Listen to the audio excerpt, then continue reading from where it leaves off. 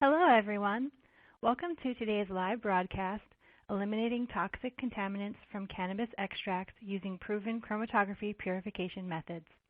I'm Meg LaRue, the Editor-in-Chief of Cannabis Science and Technology, and I'll be your moderator for today's event. We are pleased to bring you this web seminar presented by LCGC and Cannabis Science and Technology and sponsored by Sorbtech. Who is Sorbent Technologies? Established in 2000, Sorbent Technologies has specialized in products for chromatography and purification, assisting universities, government labs, and industry, such as pharma, biofuel, materials, food and beverage, CMOs and CROs, with method development and optimization, from analytical methods to full-scale process, with both standard and complex chemistries. Sorbtech has provided solutions for small, large, and biomolecules, synthetic and natural products. The company is committed to helping chemists to identify and offer the most efficient, cost-effective solutions for their applications. Sorbtech provides the highest quality chromatography products: ELC plates, HPLC columns, GC columns, SPE cartridges, flash cartridges, bulk adsorbents, and other products for laboratory and production. We have a few important announcements before we begin. This webcast is designed to be interactive, and we encourage you to ask questions during the event. You can submit questions by typing them in the Q&A box, which can be found on the right-hand side of your screen. You can enlarge the slide window by clicking on the small green icon in the upper right-hand corner of the slide window, or by hovering your mouse over the lower right-hand corner and dragging the window to the desired size. The slides will advance automatically during the event. If you have any technical problems viewing or hearing this presentation, please click on the question mark help widget in the dock at the bottom of your presentation window. I would now like to introduce today's speakers. We are pleased to be joined today by Dr. Robert R. Kerr and David Schurer. Dr. Kerr has more than 30 years of experience in analytical instrumentation and the application of chemistry to finding solutions to biological questions. He serves as an in-house scientist, and his current goals are the application of a new form of chromatography. Dr. Kerr's expertise in separation sciences includes instrument development, conception, development, manufacturing, sales, marketing, and service. Dr. Kerr earned a BA from Austin College, an MA from the University of Texas at Austin, and his DEA and Doctor of Science degrees from the University Louis Pasteur. David Schurer co-founded Sorbent Technologies in 2000 and serves as the company's executive vice president, where he leverages a comprehensive background in laboratory and scientific supplies. Delivering more than 28 years of laboratory equipment sales experience, David works closely with the company's customer base and evangelizes Sorbtech solutions, ensuring concierge service and support to enable customers to achieve the greatest results possible in their research. He earned his BA in Business Administration from Emory University in 1979. Thank you both for joining us today. David, please get us started. Thanks, Meg, for that intro. Good morning, everyone. Welcome, and thank you for joining us today. Our webinar, Successful Methods to Eliminate Toxic Contaminants from Cannabis Extracts, presents ongoing research that was started in March by Sorbtech because of the challenge for us to properly direct our customers in the optimal use of stationary phases such as fluorosil and silica gel, etc., for the difficult challenge to decontaminate cannabis extracts to meet state regulations. This research is being conducted by Rosa Beebe of A1 Extracts in Portland, Oregon, and directed by Dr. Robert Kerr from Sorbent Technologies and my fellow presenter. A quick note. We want to acknowledge that with an audience of widely varying backgrounds and knowledge of chromatography and purification, it's sometimes difficult to strike a balance between being too technical for some and not technical enough for others. We've tried to hit a happy medium with this presentation and hope that it will resonate with most, if not all of you. So, who is Sorbtech? As Meg pointed out, we specialize in chromatography products and purification and solutions since 2000. We are committed to providing the highest quality products, services, and the most cost-effective chromatography and purification methods for our customers. And for 18 years, we've helped chemists and universities and industry to overcome the difficulties to separate and purify their compounds. So why SorbTech and cannabis? Well, for the past 5 years, we work with companies in the cannabis industry to assist in extracting high-quality CBD from hemp, in separating cannabinoids, providing analytical products for testing, and now in delivering solutions for the very challenging process of decontamination of cannabis extracts in production. So for over the past 2 years, as the cannabis industry has grown and become legal in more states, we have gotten daily calls from customers asking to help them in decontaminating their cannabis extracts. And as we are committed to offering best solutions to purification challenges, this decontamination issue has become a real challenge for us. And because there are no current standardized methods to utilize stationary phases such as silica gel, etc., for this application by the manufacturers of these products, we decided to begin research and testing with our own resources, our time, money, and connections to identify the best methodology. So although Georgia passed a medical marijuana bill in 2015, state law still bans growing, buying, or transporting cannabis. Because of the current Georgia laws, SorbTech cannot do research in-house to develop methods and to optimize the use of different chromatography products for decontamination. So in March, we started working with a colleague, Rose Habib, and an established testing lab, Cascade Labs in Oregon, to begin the process of developing methods for decontamination. There is no silver bullet, let me tell you, none. And we are committing our own resources to discover the best route to take, or routes to take. So why this webinar? Well, simply because our customers are calling us daily for solutions to their decontamination problems. And decontamination of cannabis extract is very complex chemistry, and there is no current defined methodology. So first, we want to identify the best way to condition the extract to perform optimally on the selected stationary phases for maximum absorption of the contaminants while maintaining an efficient flow rate. And Bob will explain this later. Then we wanted to understand the absorption capacity of the different stationary phases for contaminants while maintaining the yield of the valuable cannabinoids, terpenes, and other compounds, along with the ability to recondition the stationary phase for multiple runs and longer purification cycles. Our focus is to develop an efficient and cost-effective, and I mean a cost-effective solution to decontaminate cannabis extracts to meet state regs, while minimizing any loss of yield of valuable compounds for our customers in the growing industry. Well, we understand there is no substitute for detailed knowledge, and we'd like to share that knowledge with you today.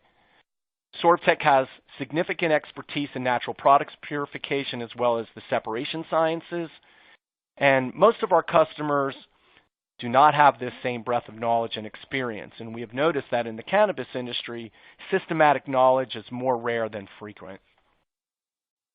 And so what do our customers need, and the industry needs? They need to be, one thing they don't need is to be put through a maze to nowhere, as this slide shows you. And it's been very difficult when I deal with a lot of customers to help them with their problem. What they need is a reliable, efficient, and cost-effective methodology to decontaminate their cannabis extracts to pass the state regs while maintaining valuable yields of their cannabinoids and related compounds. They need to know what works and what does not work. And we at SorbTech are going to provide this information using experimental data. So what we are presenting today is really episode 1 of the continuing saga of cannabis purification to remove harmful contaminants to provide safe products for the consumer while meeting state regulations. These studies are ongoing. There is no silver bullet, but there are several magic Dr. Kerr bullets. Now I'd like to pass the presentation over to Bob. He will dive into the challenges of eliminating contaminants from cannabis extracts, and he'll present the research and the valuable results we'd like to share with you today.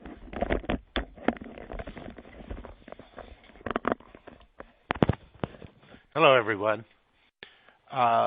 So starting with cannabis plant material, after extracting it and after distilling it, usually to decarboxylating it, but before any treatment, we had tested the material we were working with, and following Oregon law, which we're going to get into in a minute, 59 contaminants were assayed, and 49 were at either very low levels or non-detectable levels, and so the batch passed for those contaminants.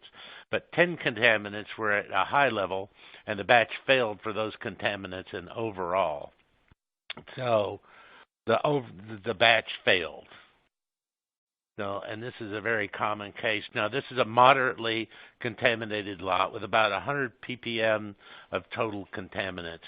Now, these contaminants, I've added these so you can read them easier, were biphentonate, boscalid, spiromethamphetamine, trifloxystrobin, biphenthrin. That, by the way, biphenthrin is a very commonly used, widely used insecticide.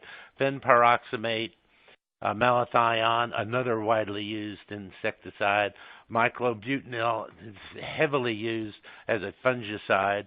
Pyperynyl butoxide, which is not a pesticide, it's a synergist that's co-applied with many of the pesticides, and the 6 natural pyrethrins, which are all grouped together. Now, if we start with the same plant material and extract and distillation, actually the same extract, after one of the treatments that I'm going to describe, we found that 59 contaminants were assayed and 58 were non-detectable. They were gone.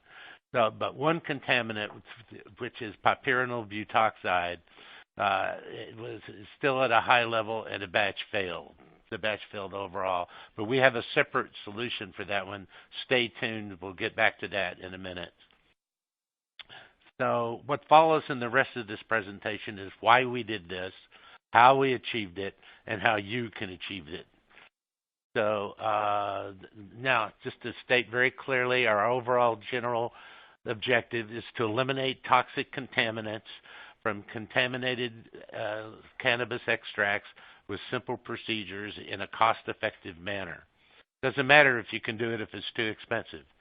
So the background to all of this is, though it is an agricultural product, the level of contamination of cannabis and cannabis extracts is effectively not covered by the federal regulations.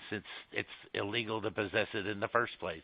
However, the Federal Insecticide, Fungicide, and Rodenticide Act of 1910, commonly referred to as FIFRA, is still federal law for the United States of America to protect everyone, the applicators, users, consumers, and the environment in all products of any type.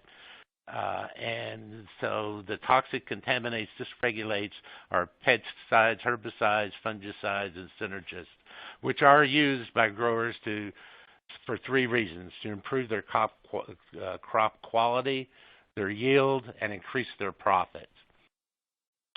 So even with organically grown cannabis, we put that in parentheses, frequently some contaminants are found due to their use on crops in adjacent fields or remaining from previous crops due to biopersistence. So the toxic contaminants are found commonly found at the 1 to 50 ppm level per contaminant in the plant material. And the extraction processes for removing and concentrating cannabinoids also remove and concentrate the toxic contaminants. And usually the concentration increase is a factor of 10 in the extracts by comparison with the starting plant material. So now I usually refer to the total contaminant load, which is everything added together, which we're frequently finding 50 to 500 ppm, though by law in Oregon, if you add all those 59 contaminants together, the maximum can be as much as 25 ppm, which is still high in my opinion, but that's the law for the time being.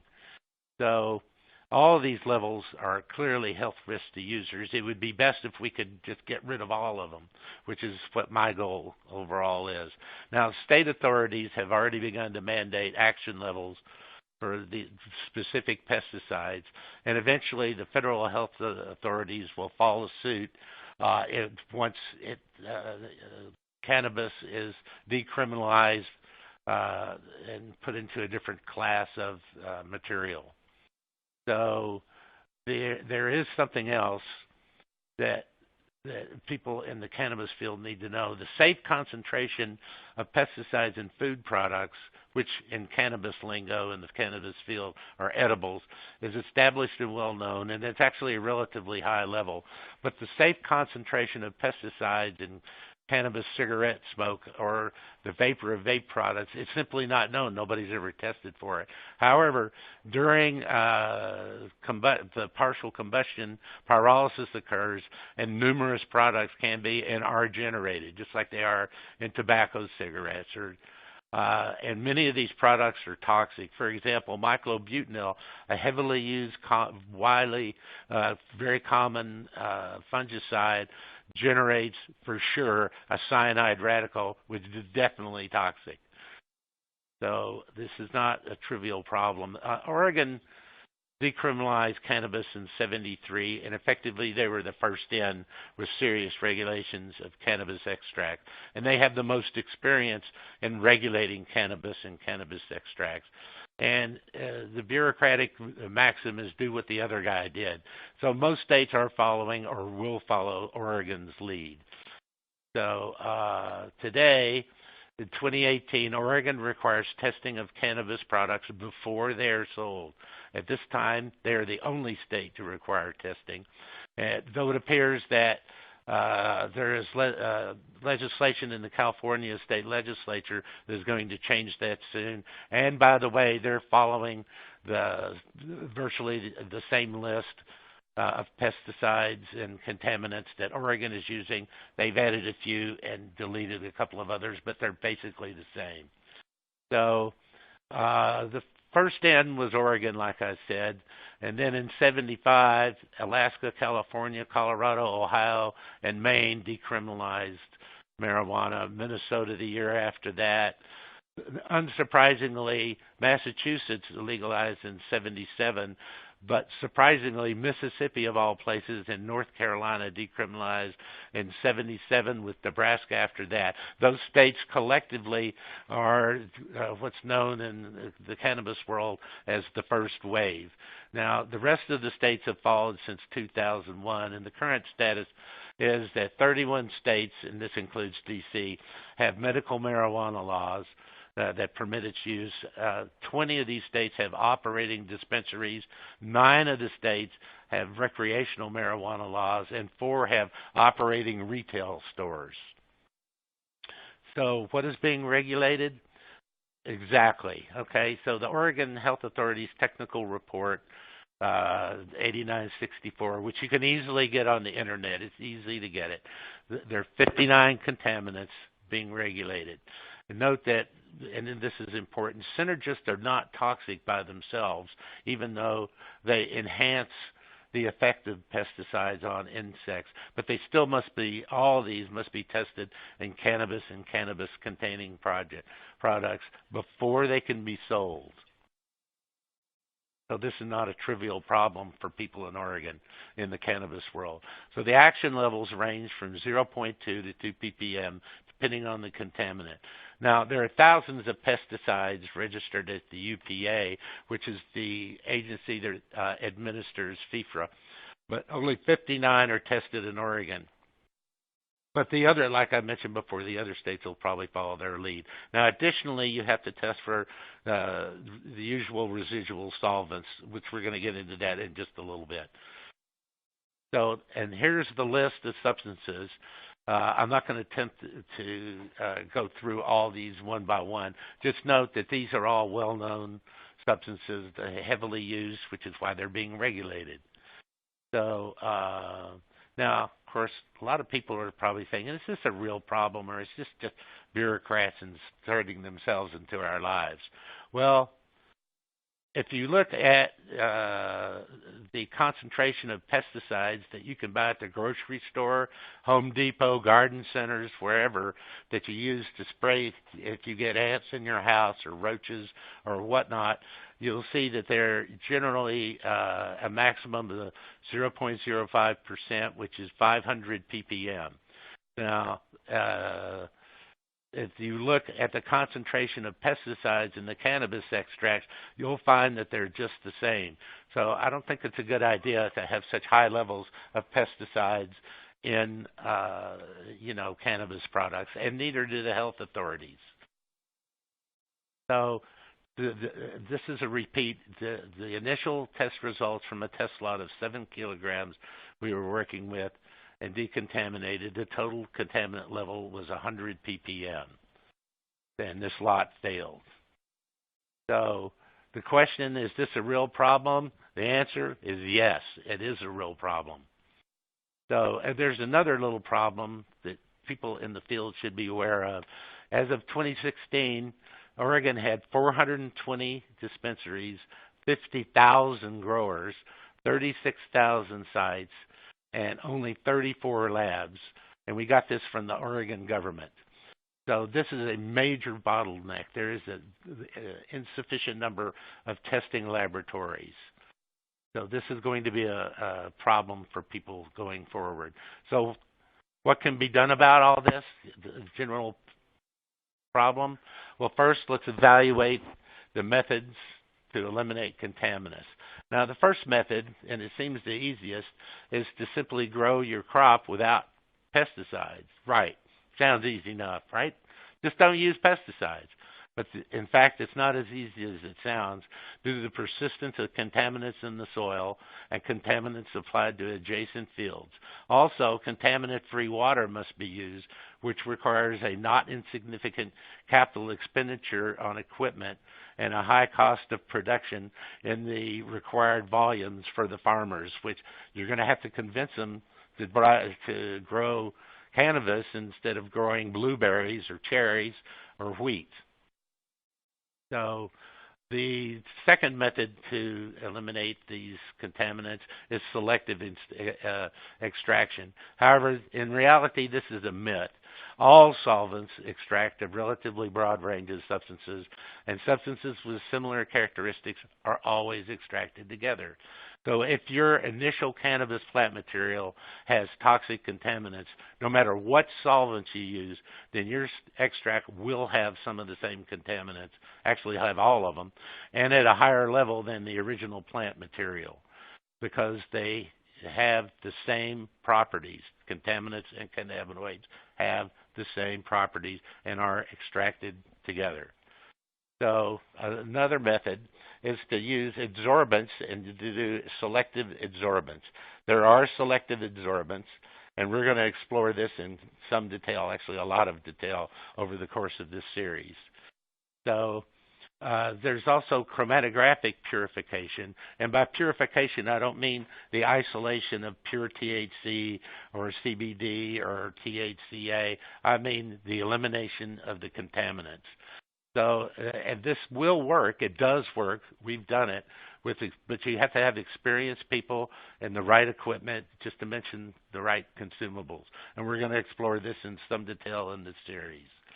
So, the last method, which is the destruction of contaminants by a chemical reaction. And this is not as difficult or painful as it sounds, or dangerous. It does involve the transformation of functional groups required for biological activity, such that the biological activity, in our case the pesticide action, is gone. The reaction must transform the substance into a non-toxic entity. And this is actually fairly easy to accomplish, but, and this is an important but, the chemical reaction must also leave the substances of interest intact, cannabinoids in our case. And this can be done. We did it, and I'm presenting you the results, some of the results today. We're going to look at this in some detail. So looking at the case of selective adsorption, there's a lot of adsorbents out there.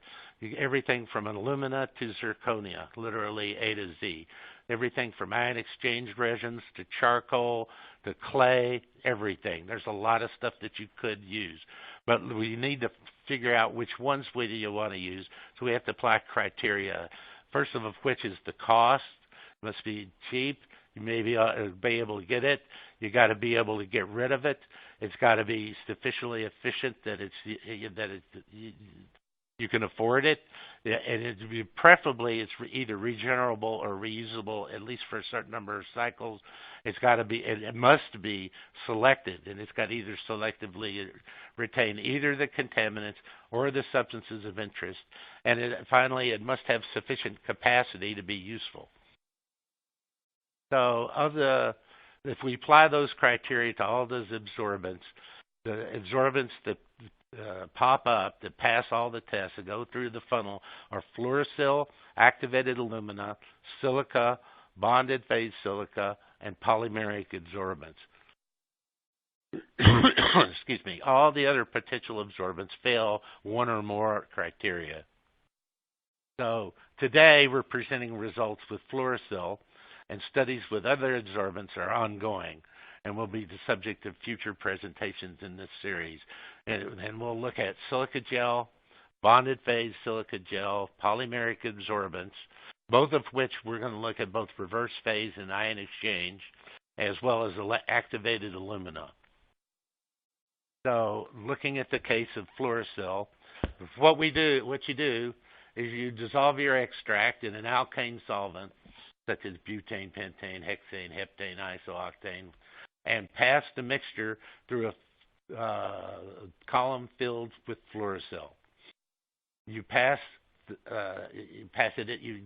it to the column, pass it through, pass about 5 column volumes or more of solvent through, recover it all, evaporate the solvent, and that's it. You're done.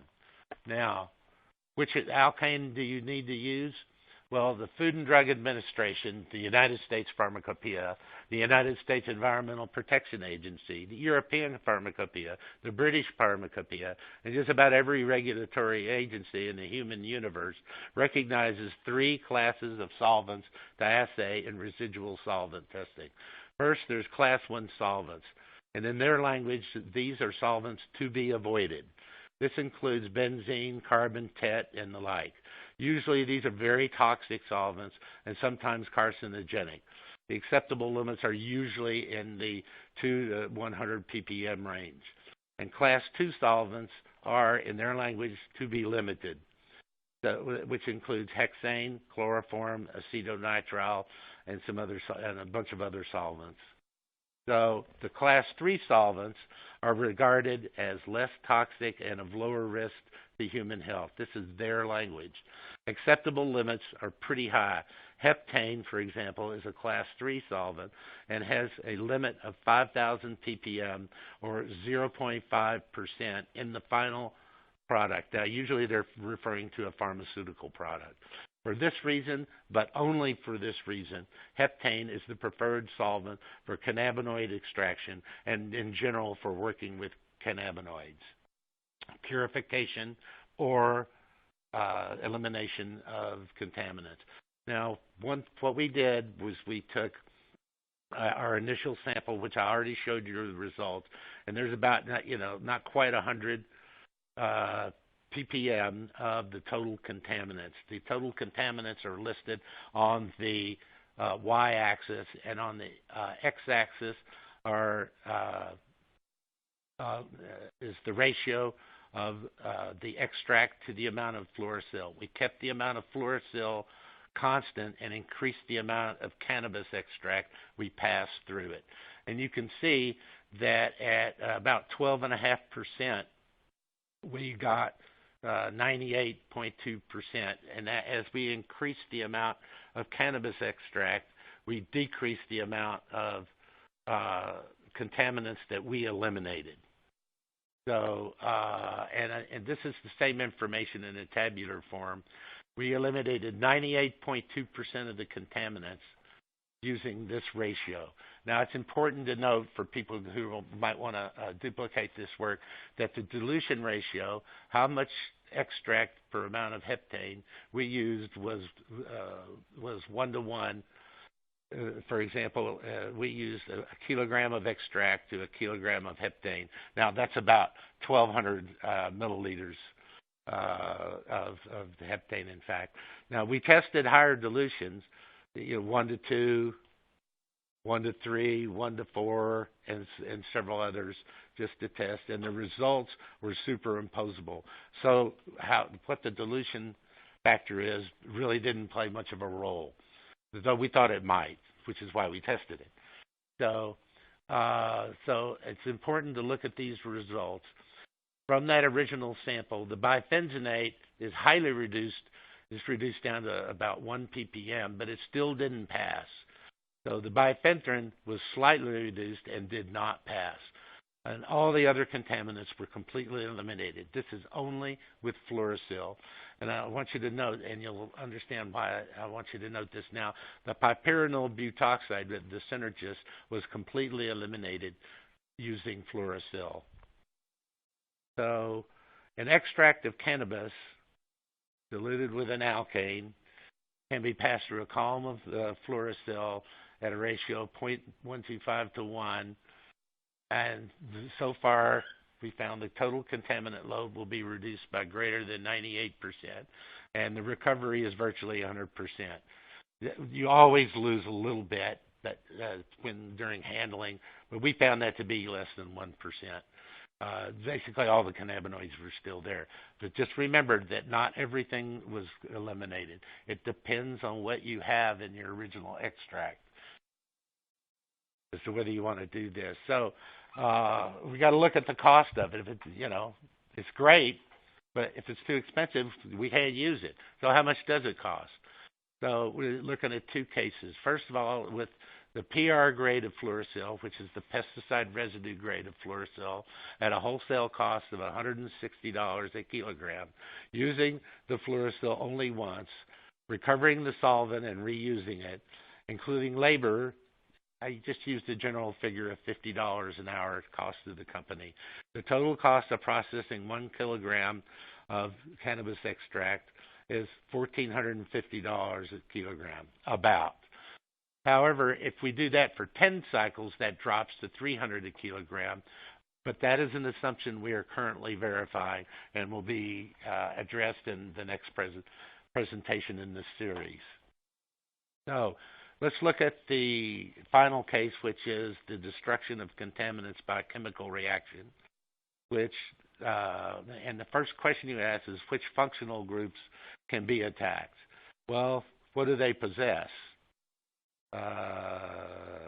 You have all kinds of functional groups: carbamates, carboxylic esters, nitriles, organophosphates, oximes, phosphorylacetamides, and there are lots of other groups.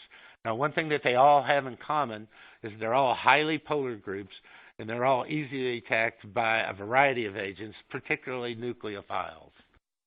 So let's look at the functional groups of the cannabinoids. Now, what we have in cannabinoids, I put 3 representative cannabinoids up there, is phenols. A lot of them have phenols. Basically, they all have at least one phenol. They have an alkane group. They have an aryl alkyl ether.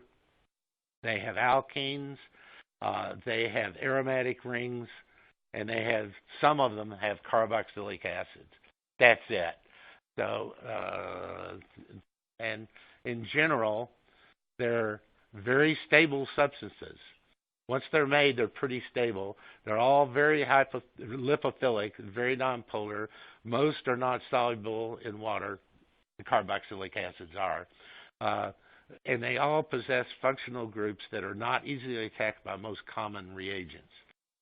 Now, we have developed a proprietary procedure that is easy to perform without horribly expensive equipment, and the approximate cost is about $200 per kilogram of starting cannabis extract with 99+% recovery of cannabinoids. You're not going to lose much. It ain't going to cost all that much, and you're stuck with this bad batch anyway, so you got to do something.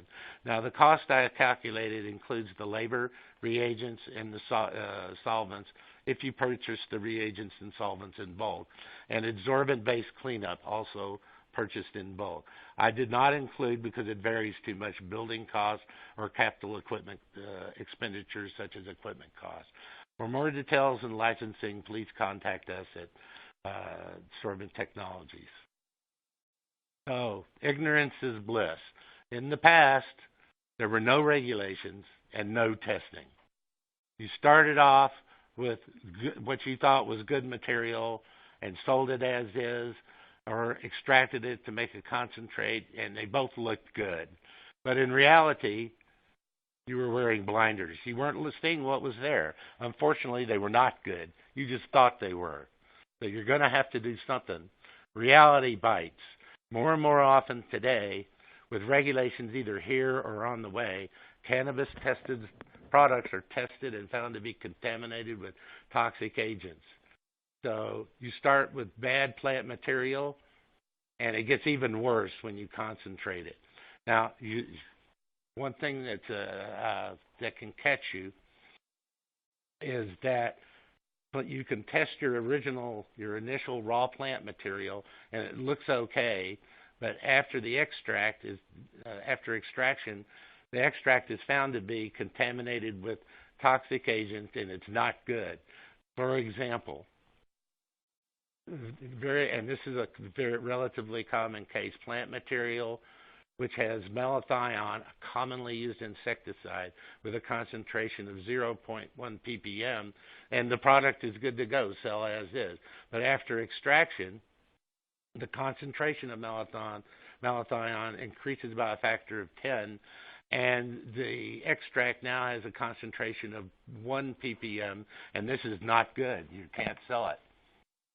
So the way forward is to take your plant material and test it. It could be good or it could be bad. And then after you extract it and distill it, not everybody needs to distill, but a lot of people do. The test results from your testing tells you if you need to purify, because you may not need to, and if so, which procedure to use. And then if it's bad, you have to purify it. So, and then to get your final product, which is good to go. So, a little bit more details. You start your plant material, could be good or could be bad. After you extract it and distill it, you test the extract. I did this in a standard decision action box. If it's okay, you got a final product and you're good to go. If it's not okay, you can do this chemical procedure I was mentioning, and then an adsorbent-based cleanup, sometimes only an adsorbent-based cleanup. And then, of course, you're going to have to distill it anyway to get rid of residual solvents so you get your final product, which is good to go. So, coming to a theater near you in the near future, based on our experimental results, which we are continuing to generate, we will construct a diagram with which a cannabis producer can take the analytical test results and know which procedure or combinations of procedures to use, and assuming he needs to use any at all, to completely eliminate any and all pesticide residues in cannabis products. Stay tuned for future developments. You can keep up with this at sorbtech.com. So thank you very much for attending, and now turning it back over to you, Meg. Thank you both for such informative presentations. It's now time for the question and answer session. As a reminder, you can submit questions by typing them in the Q&A box, which can be found on the right-hand side of the presentation window. We'll try to answer as many questions as we can. Our first question is, if you use another solvent instead of heptane, can you get rid of the remaining contaminants in a second round of absorption? We will be testing that. So far, we've just done one run-through. Well, I actually have some results, but I'm not ready to give a definitive answer yet. I'm not going to give results until I know for a fact for sure. So the answer to that is maybe. Okay. What is the amount of heptane that we need to add to the oil to achieve optimal decontamination while maintaining an ideal flow rate? As long as you add enough heptane to dissolve it so that you can add it to the column, that's good. That's generally going to be about 1-to-1. Some extracts are more oily, some are more semi-solids. You have to dissolve it in the heptane so that you can actually add it to the column. But if you add a lot more heptane, you're just simply got that much more heptane to eliminate at the end, and it doesn't, after recovery of the at the end of the solvent, you've got to eliminate the heptane. And if you dissolve it with too much, well, you're just going to multiply your work for no reason, because we found that increasing the amount of heptane just increases your work at the end. It doesn't change the amount of pesticides, contaminants that were eliminated. What was the name of the lab in Oregon that you are collaborating with? It's Cascadia Labs in Portland, Oregon. I'm sure you can find them on the web. So I don't know what their address is right offhand, even though I've corresponded quite a bit with them. And by the way, you can always call us at the number on the screen or send a letter. You can tell I'm an old guy. I called it a letter. Send us an email at cannabis@sorbtech.com. Is the reagent technique available today? Yes. Contact us, and we'll talk to you about it. Do you have any experience with centrifugal partitioning chromatography? I know what it is. I've used it a little bit. What you mean is I know what I know what it is, yes, and I've used it a little bit in the distant past. I have not used it. Go ahead, Meg, sorry. Did you gravity feed the column or use pressure? And if you used pressure, what was it? Oh, well, we used flash columns that we packed in-house, and we passed them through the pump at a not terribly high rate, but fast enough to get it through. So, it wasn't, I think it was 30 or 40 mils a minute, something like that, for, it wasn't too fast, but, we didn't, we want to finish the work, not spend all day passing it through. So, and this is, the fluorosil, is really just an adsorbent. So as long as it's got enough time to have some contact with the fluorosil, the contaminant is going to be absorbed.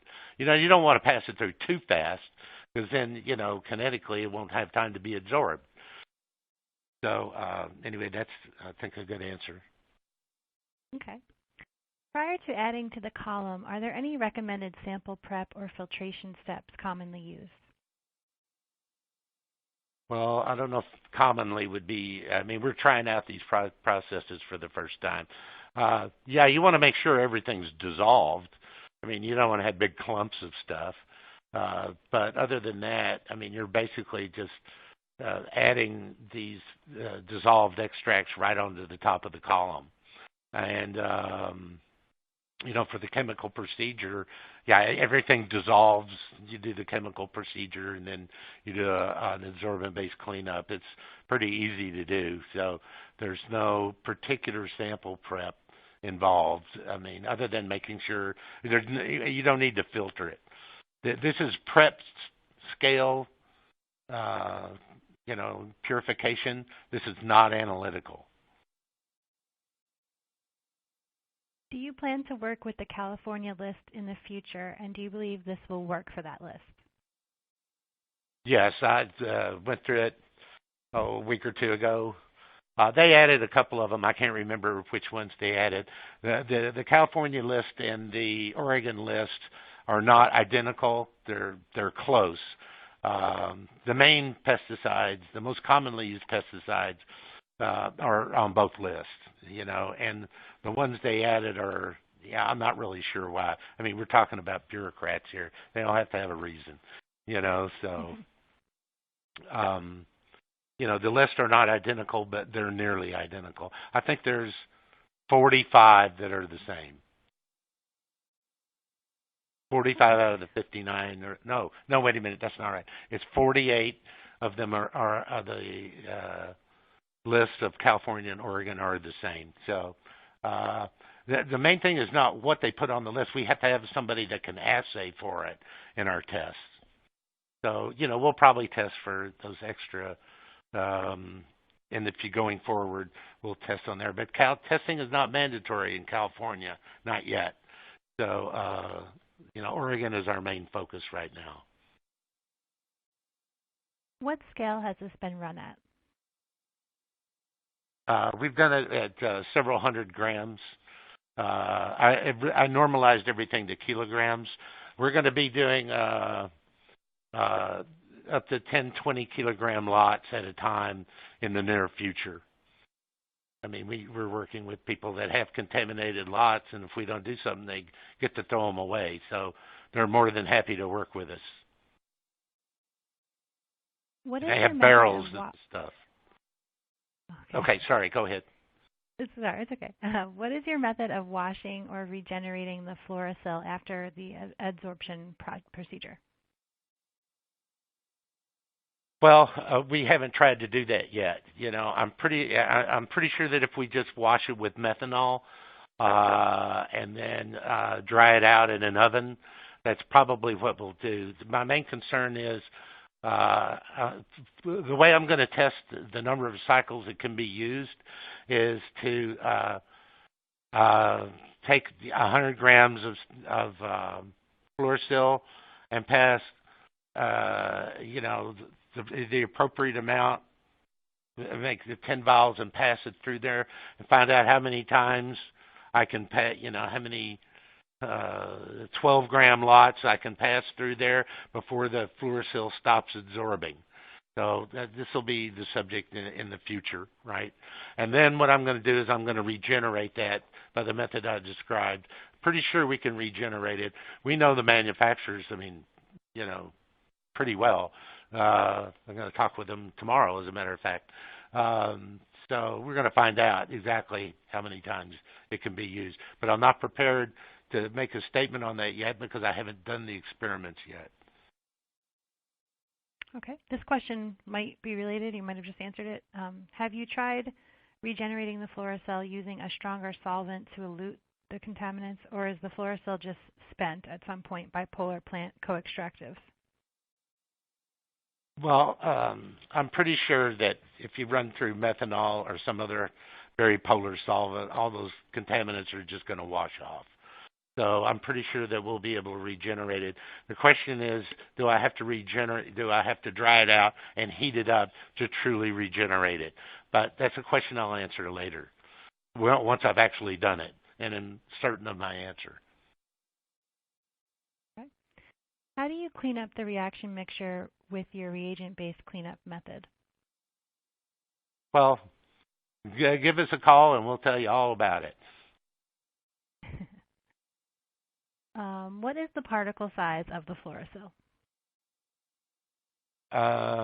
The particle size of the fluorosil, it's less than 100. It's 60 to 100, I think. 60, 100 mesh. Right. You can look on our website for the exact one. Okay. It's the PR grade, which has a defined particle size. Sorry, Meg, go ahead. It's okay. What is the effect of temperature on the absorption efficiency?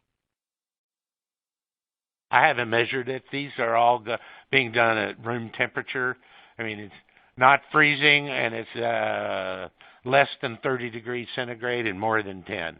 It's basically room temperature, which is how all these things are going to be done anyway. There are no special conditions. I'm not heating anything up, and I'm not cooling it. How much does cannabis extract get lost in the column? Do you use any washing step after you pass the extract through? Well, we load it onto the column, and then we put in about 5 column volumes, and, our yield is essentially 100%. We can't measure any difference in the recovered weight. Remember, we're removing a half a milligram or a couple of milligrams per kilogram of these, substances. So, you're not going to be able to notice the difference in the weight. What we do know is the weight is virtually the same.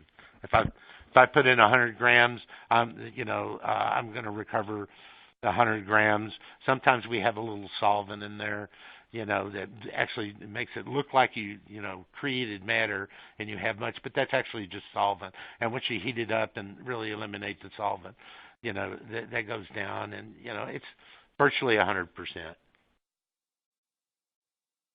And by the way, wait a minute, Meg.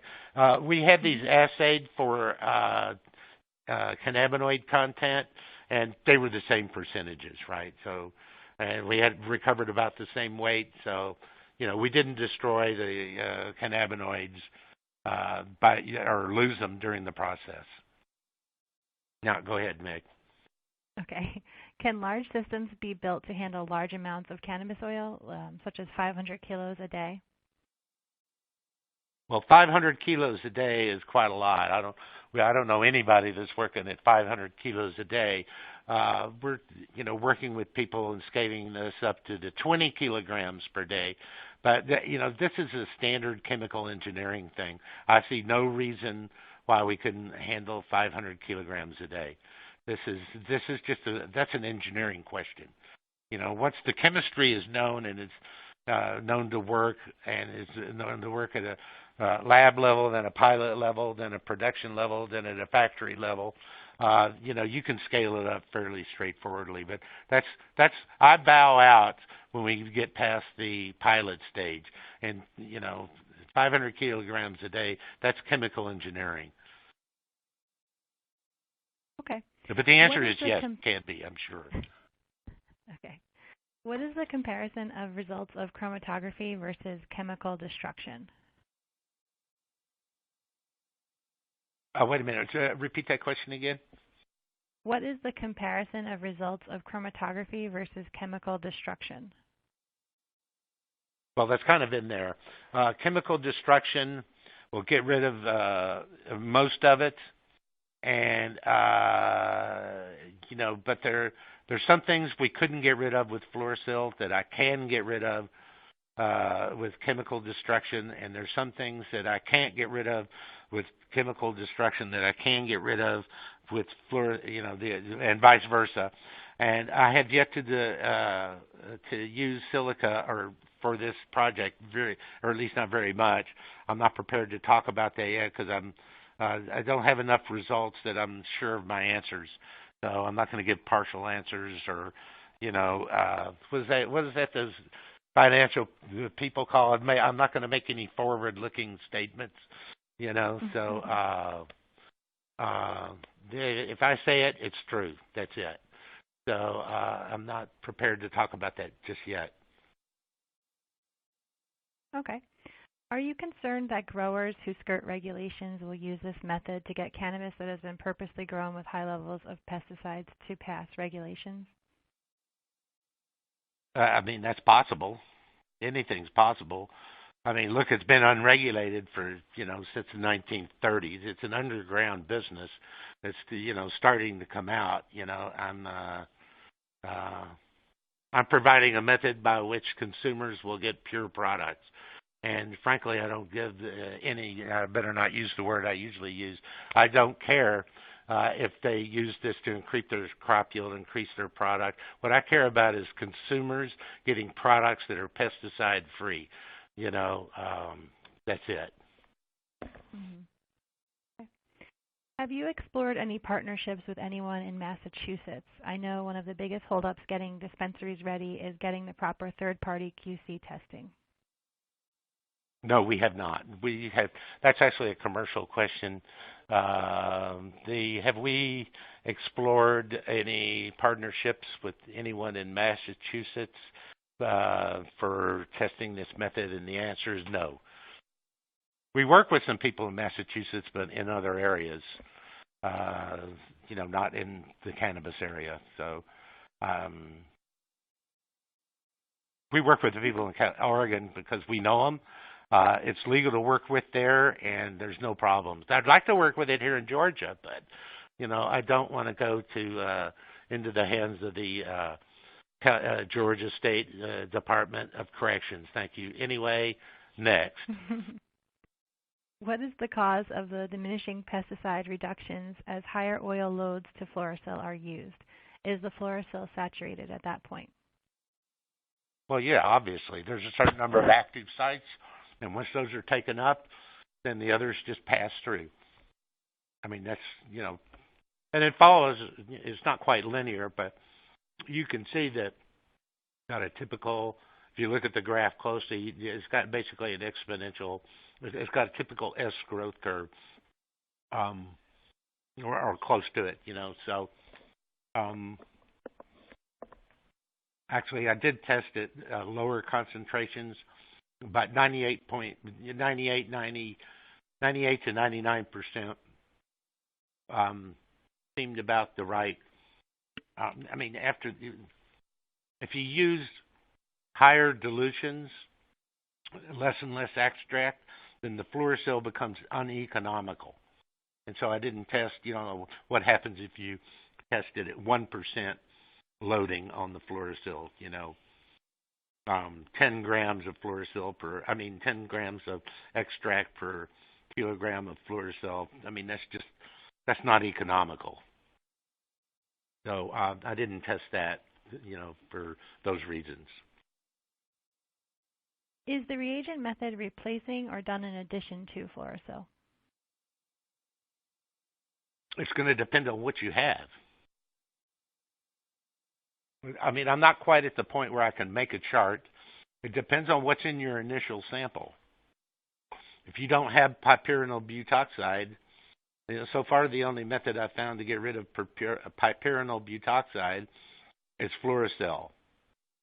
But if you don't have that, then, you can use one of the other methods. Maybe. I'm not sure about silica, alumina, reverse phase, silica, or reverse phase polymeric yet. I mean, actually, I do have a number of results, but I'm not, I got more testing before I say stuff. What is the cost of initial supplies you would need, like pumps, columns, packing material, etc.?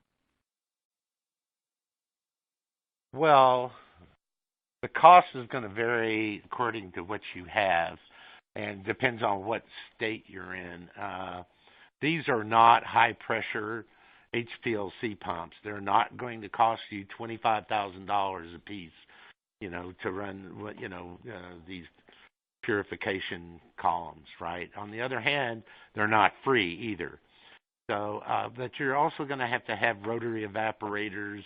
You're going to have fume hoods. You're going to have chemistry handling equipment. And you've got to have a working lab.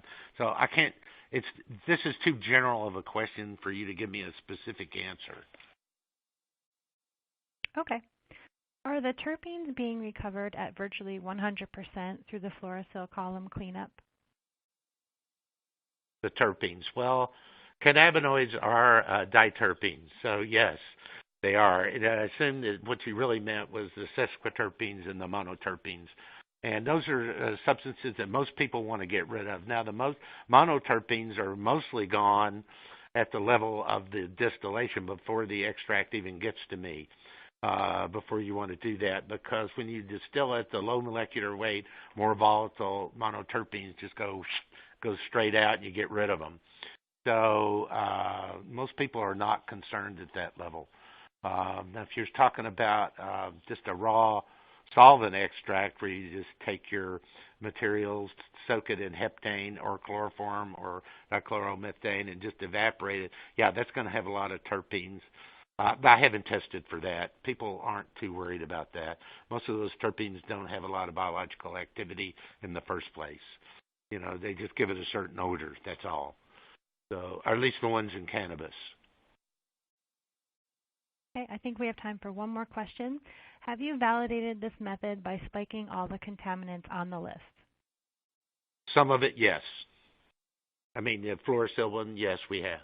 And we'll talk about this more in detail in the next presentation. I mean, Okay, great. Unfortunately, we're out of time. If we didn't have time to answer your questions, someone from SorbTech will get back to you directly. I want to thank the audience for attending and for participating in today's event. I would also like to thank our sponsor, SorbTech, for making today's educational webcast possible. Please take a brief survey at the end of this webcast. Today's webcast will be available for on-demand viewing through July of next year. You will receive an email from LCGC and Cannabis Science and Technology alerting you when this webcast will be available for replay. We invite you to forward that announcement to your colleagues who may have missed today's live event. We look forward to seeing you next time. Goodbye.